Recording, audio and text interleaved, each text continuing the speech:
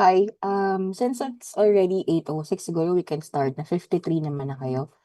56 kayo lahat 'no, tama? Opo, Doc. Sige wait sunod na lang yung other 3. So, good morning everyone. I'm Dr. Kesha Vanessa Montejo, faculty from Department of Biochemistry. So, your lecture for today, rinig naman ako and kita yung yung slides?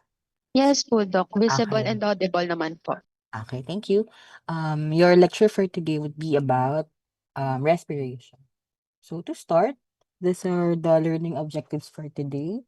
So we would enumerate the different processes involved in respiration, discuss the different transport forms of your oxygen and carbon dioxide, describe the structure of hemoglobin involved in the transport, differentiate between hemoglobin and myoglobin, explain the oxygen hemoglobin dissociation curve, and discuss the factors that result in the shift to the right and to the left of the oxygen hemoglobin dissociation curve. So, um, relatively, the main function of your respiration, syempre, is to provide oxygen to the tissues and also to remove carbon dioxide. But highlighting these are the 4 major components of your respiration, mainly pulmonary ventilation, which means the inflow and outflow of air between the atmosphere and the lung, diffusion of your oxygen and carbon dioxide, between the alveoli and the blood, transport of your oxygen and carbon dioxide in the blood and to the tissues, tapos regulation of ventilation and other facets of your respiration.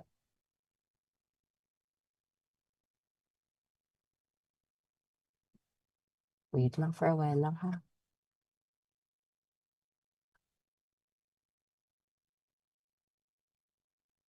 Ayan, okay, sorry. So remember lang this or review lang no of para overview of your respiration physiology. So diving deeper, we'll mostly talk about the partial pressure here because this is very important for your respiration. So, by definition, partial pressure is the pressure exerted by a single gas in a mixture of gases and is proportional to the gaseous concentration in the mixture. So, the difference in the partial pressure is the one that's driving the gas exchange. So, remember your atmospheric air, mixtures of different gases such as your nitrogen, oxygen, and carbon dioxide. And each of these gases, it contributes to the total pressure. So the pressure of each individual gas, yun yung tinatawag nating partial pressure. So, bakit ba important ang partial pressure? So, it is crucial and very important because it explains how your oxygen and carbon dioxide moves between the lungs, the blood, and tissues. And without the partial pressure gradient, gas exchange is not, parang hindi mangyayari, no? Hindi magkakaroon ng gas exchange and respiration would fail.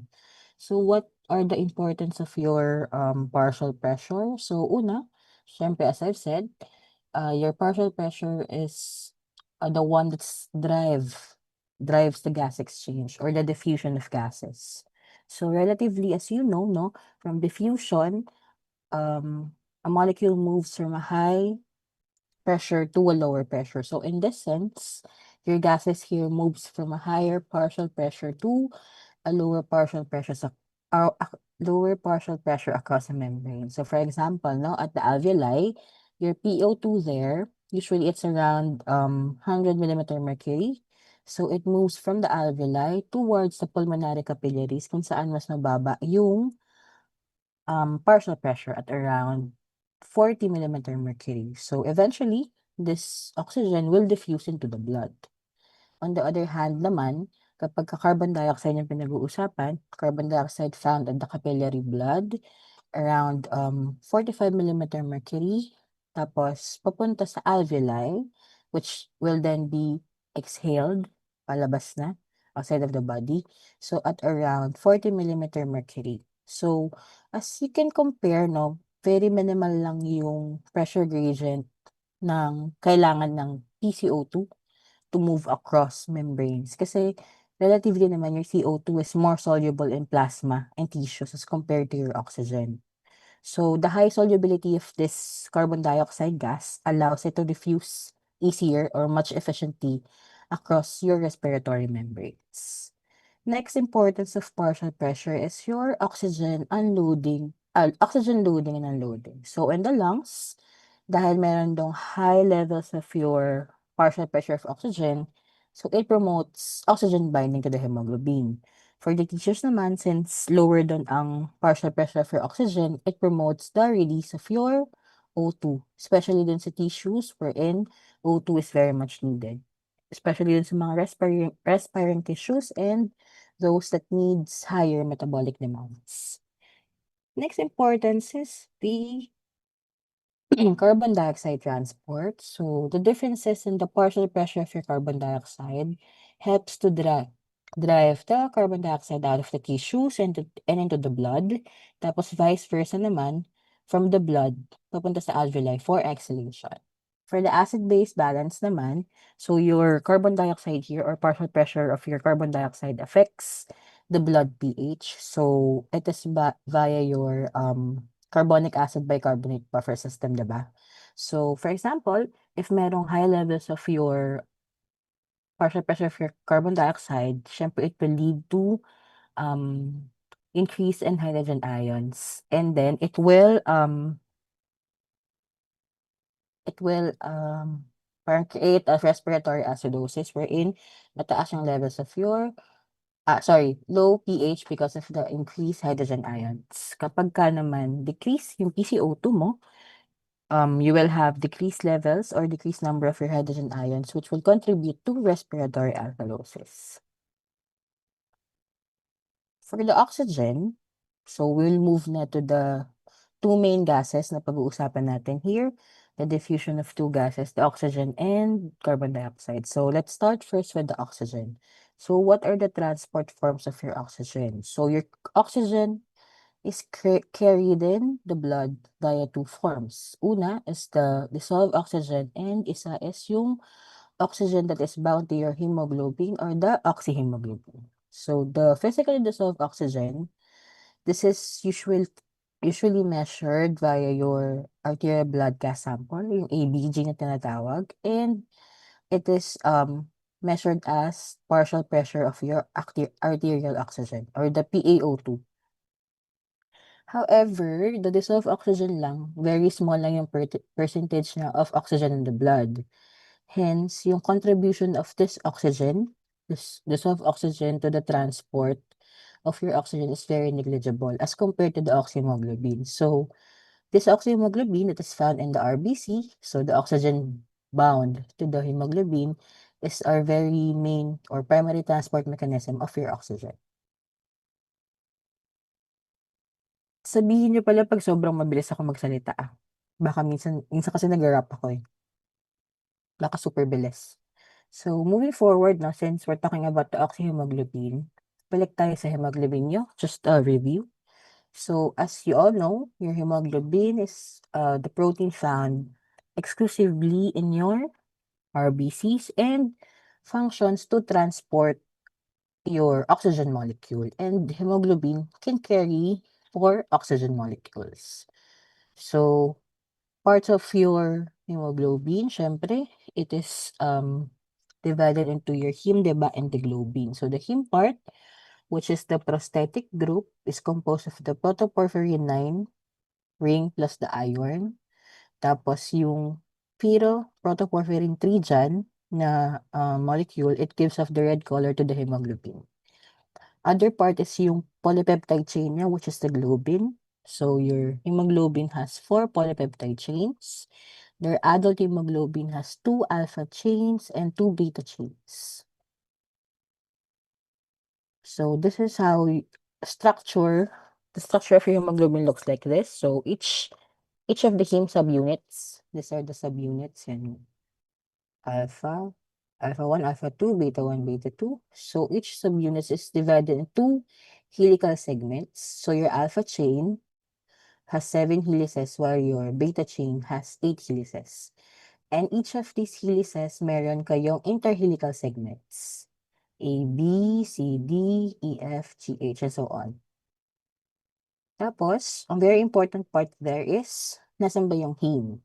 So, the heme in each pocket is located between the helix E and F. So going back to the heme synthesis, lecture naman na sa inyo yung heme synthesis na, tama ba? Done na kayo ng protein synthesis, di ba? Yes po, Doc. Tapos na po. Okay, sige. So, review na lang to ng heme synthesis nyo. Siyempre, the first step in your heme synthesis is the condensation of your glycine plus the succinyl coenzyme A to produce aminolevulinic acid via your aminolevulinic acid synthase enzyme. And the cofactor here in this reaction is the pyridoxal phosphate. So remember that your glycine here is decarboxylated in this reaction. So once you have your ALA, so 2 molecules of ALA will condense in order to form your porphobilinogen via your aminolevulinic acid dehydratase. Tapos, porphobilinogen, 4 molecules of your porphobilinogen will be deaminase to hydroxymethylbilane via your porphobilinogen deaminase. Tapos, hydroxymethylbilane will form your uroporphyrinogen 3 via this enzyme, uroporphyrinogen 3 synthase. Tapos, uroporphyrinogen 3 will be decarboxylated to coproporphyrinogen 3 via your uroporphyrinogen decarboxylase. And then your coproporphyrinogen 3 will be oxidized to form protoporphyrinogen 9 via this enzyme. And then protoporphyrinogen 9 will be oxidized again to form your protoporphyrin 9. So ito yung pinaka-important kasi this is where your iron will bind. So your iron will bind to this protoporphyrin 9 in order to form itong heme na mayroong 4 chiral rings. So the iron here na nag-join or bind to the protoporphyrin 9 usually is obtained from the diet, no? So usually obtained from the diet and transported via your transferrin, yung transport ng iron, and can be stored as ferritin in the bone marrow if in excess or if hindi kailangan. Next protein component naman that we need to discuss for today is yung myoglobin. So myoglobin functions for the oxygen storage in the muscle cells, and as compared to your hemoglobin, it only can carry 1 oxygen molecule. So the same lang din with your hemoglobin, meron din siyang protein or polypeptide part and the prosthetic group, which is the heme. Okay, so this is a table showing you the difference or main differences of your hemoglobin and myoglobin. So the parameters at the very left side. So sa structure, for the hemoglobin, tetrameric siya because it has 4 polypeptides, while your myoglobin is considered monomeric because it only has 1 polypeptide. Since tetrameric siya, and merong 4 polypeptide, yung hemoglobin nyo, it can bind 4 oxygen molecules, while for myoglobin, isa lang yung kaya niyang i-bind na oxygen. So in the oxygen dissociation curve, kapag hemoglobin ang pinag-uusapan, ang curve na nagagawa niya is the sigmoidal curve or the S-curve because of the cooperativity binding effect, which I will discuss later on. Pero kapag sa myoglobin naman, ang curve na magagawa niya is the hyperbolic curve because of the saturation effect. For the location, your hemoglobin is found in the RBCs, while your myoglobin naman can be found in the heart and skeletal muscles for storage purposes. So, ayun, the function, hemoglobin is very important para mag-transport ng oxygen to the tissues, to the lungs, and everywhere. Tapos yung myoglobin naman is used for the storage of your oxygen. Going back to your hemoglobin, no? Since hemoglobin is where your iron binds to. So how does hemoglobin paano siya na-oxygenate or paano nagbabind yung oxygen to the hemoglobin? So remember, this is your chiral ring. Yung photoporphyrin 9 nyo kanina, and the iron is found doon sa gitna. So the iron inside the heme group, this is where your oxygen binds to. So remember your iron here, it can interact with 6 ligands. 4 of which is yung nitrogen atoms of the pyrrole ring. This one, yung mga N here, nitrogen atoms yan. The fifth interaction is the interaction with the imidazole side chain of the histidine F8. And the sixth interaction is the binding of oxygen to the iron. So when the oxygen binds to the iron, what happens is that yung iron here, hahatakin niya towards the plane. Imagine itong may plane dito. Merong straight line here. Wait lang, lipat ko na lang. Ito na lang. Ayan. So, when the iron is not bound to oxygen, yung itsura niya is it's far away from the ring of the porphyrin plane or far from the plane tama, far from the porphyrin plane. So this is because merong mga steric repulsion, steric constraints. So andyan siya sa upper part pa or sa ibabaw. So once this oxygen binds to this iron here, what happens is that hahatakin niya si iron towards the porphyrin plane para magkaroon ng almost ka-level na niya. And once nahatak niya si iron here, syempre since this iron is connected to the histidine F8, hahatakin niya rin papunta dito si histidine F8.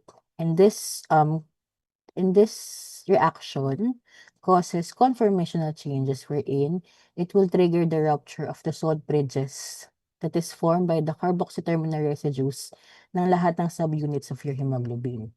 So, the rupturing of the salt bridges of each subunit of the hemoglobin results to an increased affinity of the heme groups of the adjacent subunits para mag-bind doon si oxygen. So, ang gagawin nito is parang since mayroong 4 subunits, diba? Yung hemoglobin, mayroon kayong 4 subunits. Once 1 molecule of oxygen binds to the iron, it will trigger the conformational change and then i-allow niya pa yung other subunits para mag-accept or mag-bind doon yung O2. So, speaking of your conformational states or conformational states of your hemoglobin, you have your T state and your R state. So in T state, ibig sabihin tense, deoxyhemoglobin, ibig sabihin walang nakabind na O2, and meron siyang low oxygen affinity.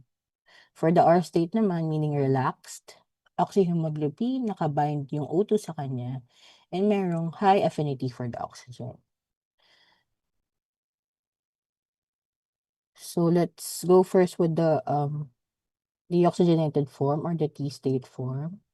So in the T form, ito yung ito yung inyong hemoglobin. So ito yung iba't ibang subunits nyo, both the alpha and the beta subunits. So in the T form, the polypeptide chains here is very restricted because of the different weak ionic and hydrogen bonds. And this weak ionic and hydrogen bonds form yung sinasabi ko kanina na salt bridges. So this salt bridges that is formed by the network of the different bonds constrains the movement of this polypeptide chain. So ibig sabihin, if hindi masyadong magalaw or very small yung movement ng heme, it is very unfavorable for the O2 to bind here. Di ba ito yung sinasabi kong porphyrin plane kanina?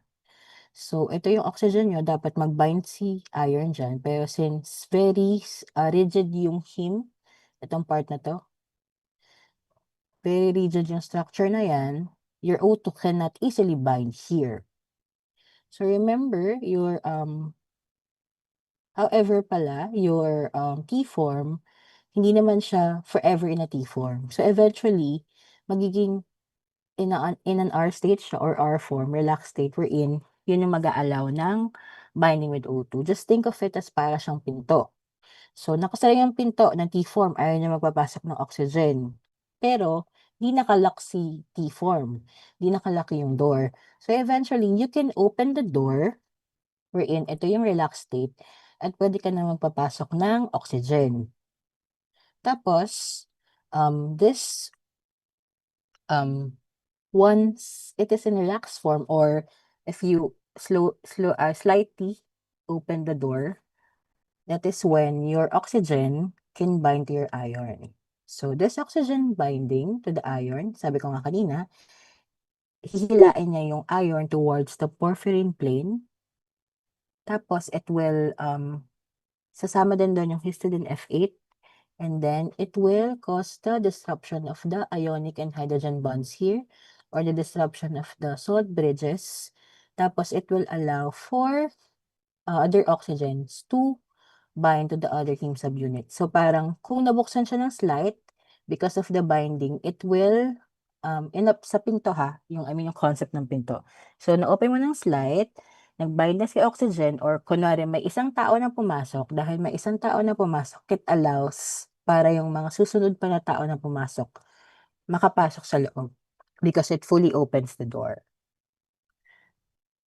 So, ito yung itsura ng salt bridges niya. So, your salt bridges is formed by your weak ionic bonds. Usually, it is between ionic bonds between charged amino acid. For example, your carboxy terminal interacting with your lysine, your arginine interacting with your aspartate. So, once an oxygen is bound to an iron, this salt bridges is eventually disrupted. It causes a conformational change in your hemoglobin. So, yung tense structure kanina, eventually, parang mas wini-weaken nyo yung tense structure to allow more hemoglobin to bind to other subunits. So, once an oxygen is bound to the iron, your hemoglobin shifts from a T state towards an R state wherein meron ka ng high oxygen affinity. Other diagram to show you, ayan, pag T-structure, ayan, itong mga red lines here, these are your salt bridges. Yan. Your alpha and beta subunits are held together by your salt bridges and different ionic bonds and hydrogen bonds. So, once an O2 binds with the first subunit, so what happens is that this O2 will eventually disrupt the salt bridges. Ayan. And then, it will allow another O2 to bind pa. And eventually, mas i-disrupt niya pa yung salt bridges para mag-allow pa ulit ng another oxygen to bind to the other subunit. And eventually, hanggang masaturate yung hemoglobin, lahat ng subunits nyo are bound na to, bound to a oxygen molecule. So, from a T state, it will eventually form your R state or the R form. So usually, the first binding or the first binding of the oxygen molecule is very hard. Hindi siya gano'n kadaling gawin.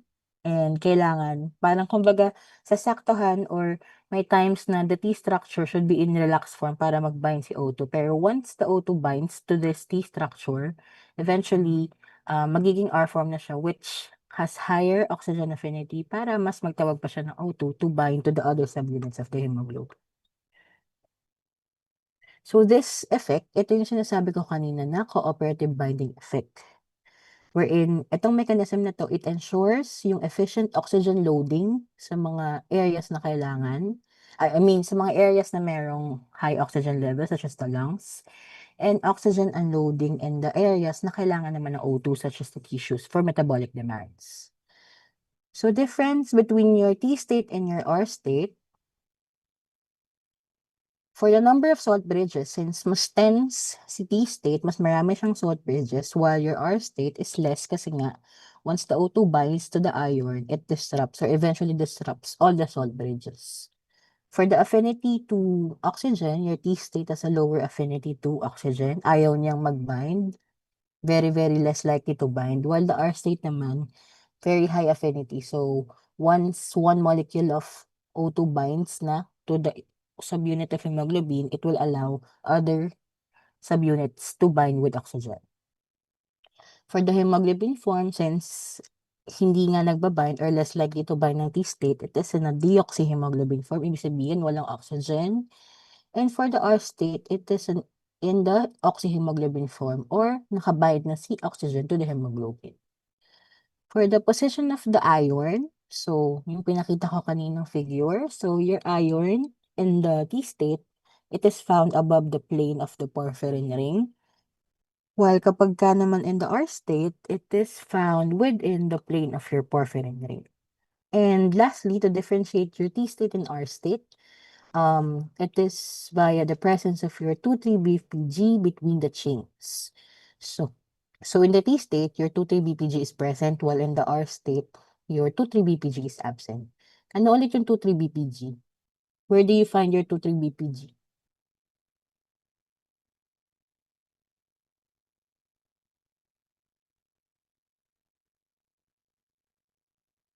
Guys, where do you find your 2,3-BPG? Saan reaction siya?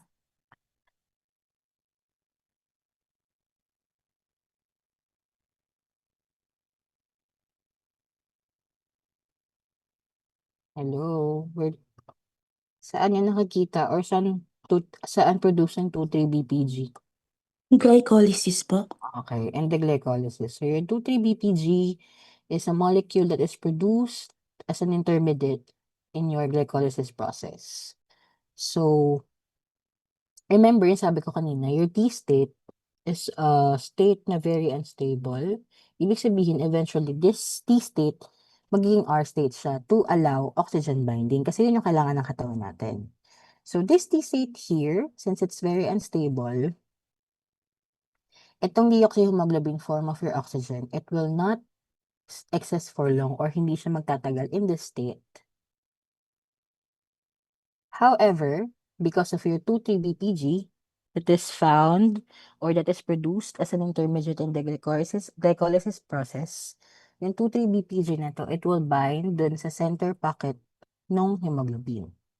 So, what's this 2,3-BPG is bound to the center pocket of your hemoglobin or the iron. It decreases the hemoglobin's affinity for oxygen. So, kailan very important yung presence of your 2,3-BPG?